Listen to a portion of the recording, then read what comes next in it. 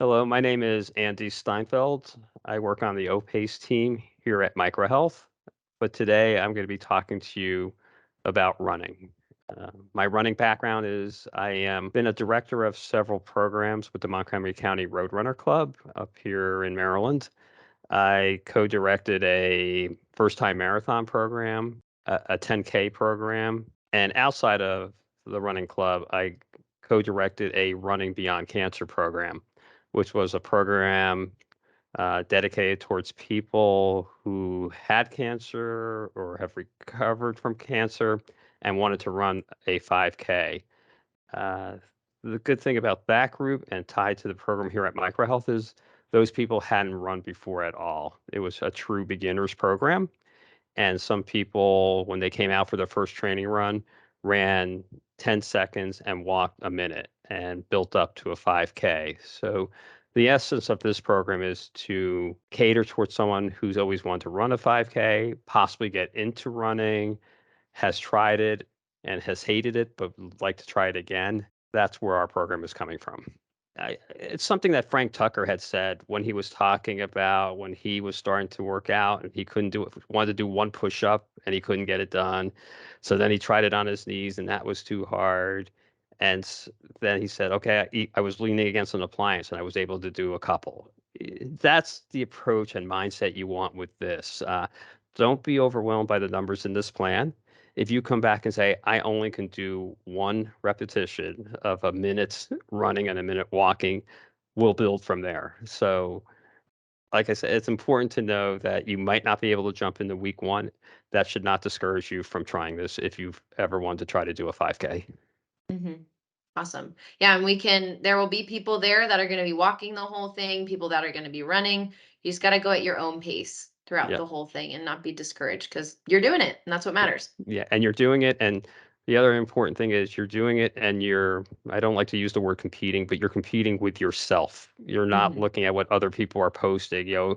I remember I was training first-time marathoners, but there were people that came in the program, and in week 2, someone said, "Why weren't you here last week?" And they said, "Oh, I ran a marathon." And people were like, "Well, this is the first-time marathon program. How could you have already run a marathon?" So there's there are different levels, there's different skills, and just don't compare yourself to others. Just focus on what you want to accomplish.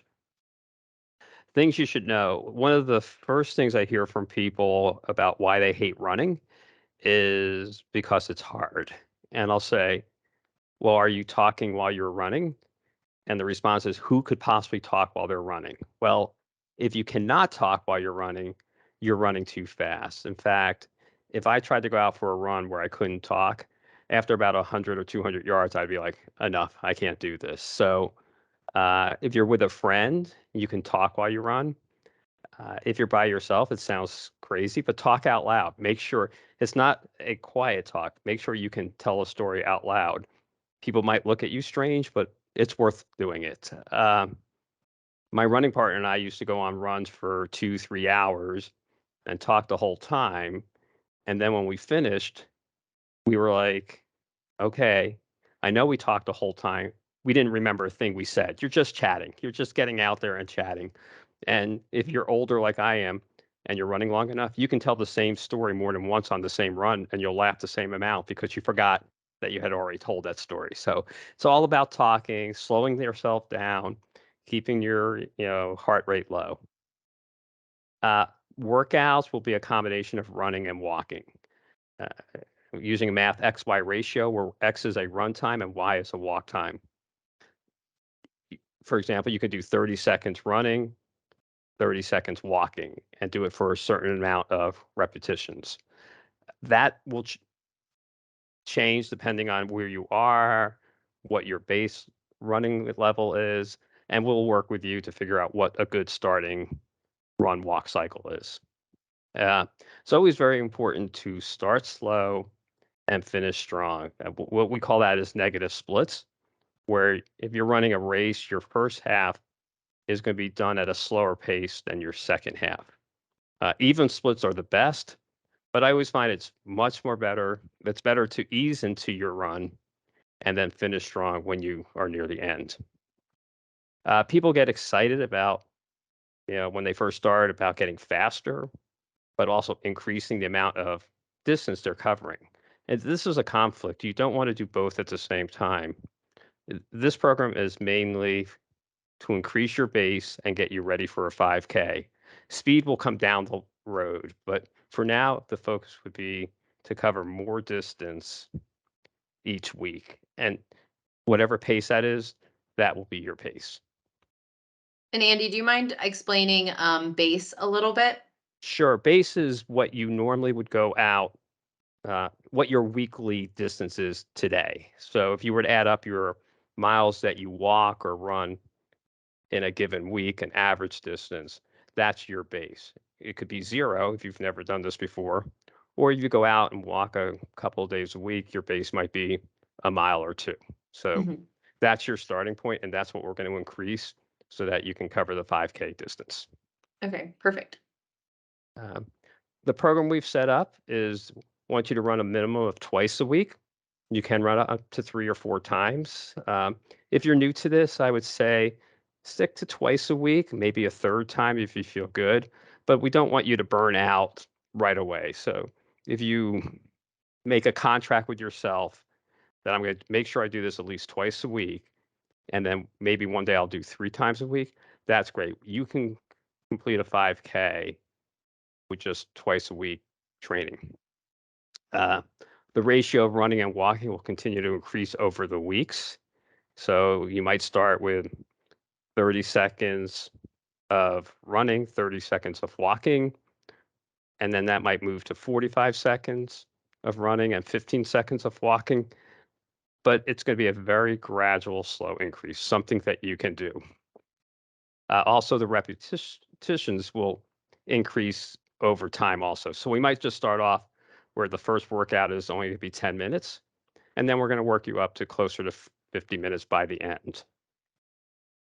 See, but the goal is always staying healthy and then to finish. Do not push yourself to the point where this is not healthy or you get hurt. So again, we always focus, and healthy means things even as obvious as don't cross the street if the light's not in your favor. Just get to the starting line in one piece. That's the goal.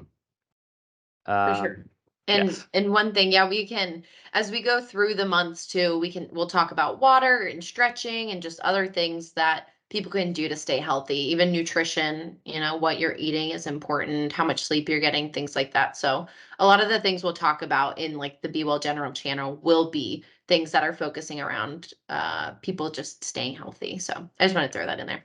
Oh, I'm glad you did. And for my personal insights, I was so distraught to learn that if I ran 3 miles, it didn't even cover the cost of the calories in a donut. So I couldn't figure out why I was running and gaining weight. So uh, Yeah, I gotta be nutrition is careful. important. The other, if you're starting this, it's really worth the investment in a good pair of running shoes. This is not the time to buy your shoes at a retailer, not picking on Target, but a store. You really want to go to a specialty running store because they will fit you and they'll watch you run in these shoes. They sometimes have treadmills or they'll let you run a little bit outside and watch your form and make sure that you're in the right pair. I think a Potomac River running store and Roadrunner Sports, I believe they're have stores in Tyson's. R&J is up here in Maryland, in Rockville. It's where I go, but that's because I live, 20 minutes away. But they're a family-owned, very good store if you're up here. But all three of these would be a good choice to get you fitted into a good pair of shoes that will keep you from being injured. They Mhm. say one of the top reasons people get injured is running in the wrong pair of shoes. So um, that would be a good investment. Also, I try to avoid the treadmill. I like to run outside.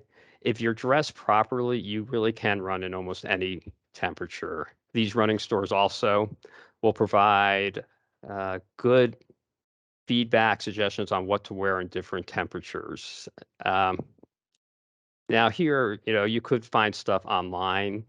You're looking for just something that keeps the heat in, like a thermal vest.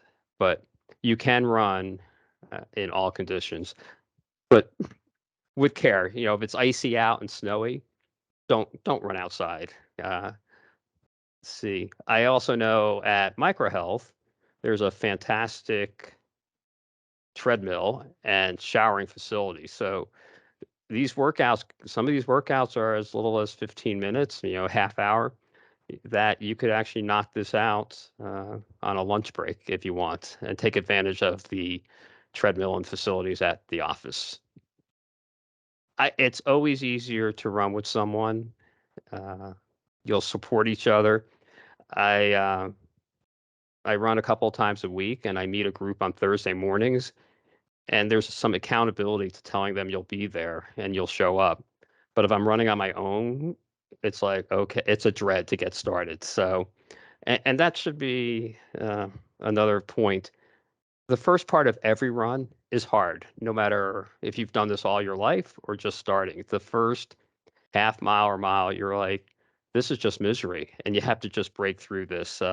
Running is one of the few sports where it's really almost more mental than physical. Of course, there's a physical element, but it's a lot of character building. It's so easy to want to quit, and you have to just get yourself through that barrier. Because from what I've heard from people, and me personally, you've never finished a run and said, "I wish I didn't do that."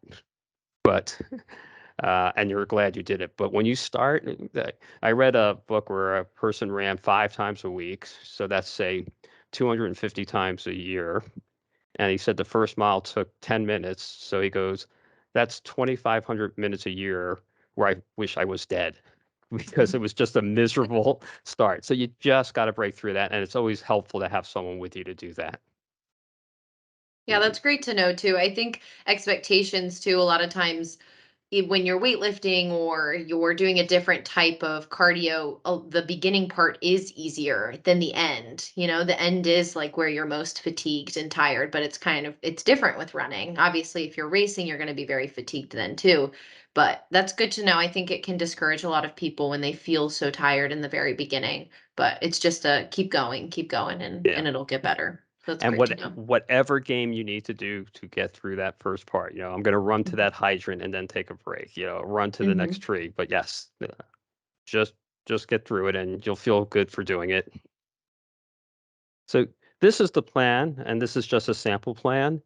Uh, but if you're really a true beginner, what we're starting off is the number outside of the parentheses is how many cycles you'll do. The number within the parentheses is minutes of running and then minutes of walking. And you'll see it increases to 1.5, 1.5, and then 2/1 for week 3. And if you do the math, it's 5 times 3, which is 15 minutes. So these early first few weeks will get you into a rhythm, into feeling what it's like to run, uh, and then you can build from there. I- In my experience, everyone is a different skill level, and doing 5 at 1/1 might seem like insurmountable. So we adjust it and make it 15 seconds, and then you walk a minute and a half, something like that. Or you might say, I've been running a little bit. I feel like I can jump to week 4, and that's okay, and we can build from there. So it's not a one plan for all. It definitely can be tweaked to where you are in your current running skill and strength.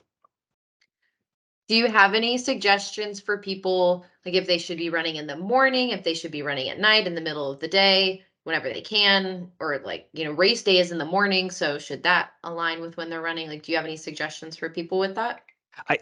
I'm glad you asked that. So for me, I try to get it done in the morning, only because if I don't get it done in the morning, it seems like life gets in the way, and you keep on saying, "Oh, I'll run at lunch," but then something will come up, and then you're like, "I'll get home." But traffic is bad, and then you don't get home and you're hungry, and so then you eat and you're like, "I'll just do it tomorrow." Hmm. But other people's lifestyle is more geared towards, you know, night owls, and working out at night or after work is more natural for them. So from that perspective, whatever works for your schedule, as it does get closer to race day, it is good to get a few runs in the morning so you know what it feels like because it is a different preparation. You know, you want to make sure you're eating before the run and have some time before the event. So most Okay. of your training can be done when it works for you naturally, but yeah, do Okay. work in some morning runs. Awesome. And then what do you have? You mentioned people eating a little bit before they run. What is something you like to eat before you run, or what you would suggest for people? Yeah, I've heard from a lot of people, and that a lot of people like to have oatmeal beforehand. It's not my favorite food, so I don't. I might have like a half a bagel. A lot of people love peanut butter sandwiches, peanut butter and jelly sandwiches, but something small, something that you can digest, and you probably want to eat a good, you know, 45 minutes ahead of time. Now, again, Hmm. that doesn't always work out because if you're getting up early to run, you're not going to get up at 5 a.m. so you could eat and then have an hour to digest before you run. So these workouts are reasonable, so you don't need a lot of fuel to get started. But it's always good to have water or a Gatorade with you, so you can take sips and stuff like that. Awesome. Yeah, I've heard just simple carbohydrates like fruits can be really good too, even like gummies or something that, you can easily digest if you're waking up early and need to run within the next like 20 minutes of when you're eating. Kind of staying away from like the really fatty foods or like a lot of fatty foods if you notice that you're having some digestion issues when you're running, or if you notice you feel kind of heavy, then going with those carbs can be good too. Yeah, and the other thing is, some people have heard the term carb loading, and people Mm, think I could eat as much pasta as I want the night before. You don't want to do that. yeah. You just want to eat normal, balanced meals the night before. Don't overdo it. You'll feel miserable in the morning if you're going to run. So, Did you ever watch The Office with yes, Michael Scott? Yeah, I think of him every time someone says carb loading when they do like they're doing a race for a charity and he eats everything the night before, like pastas, and it might actually be like an hour before the race. That's what I think of. And I'm like, don't do that. yeah, don't do that. Uh, but that's sort of like the outline, and no pun intended. But Mm. my co-director once said, "We just provide the framework, and it's you all that run with it."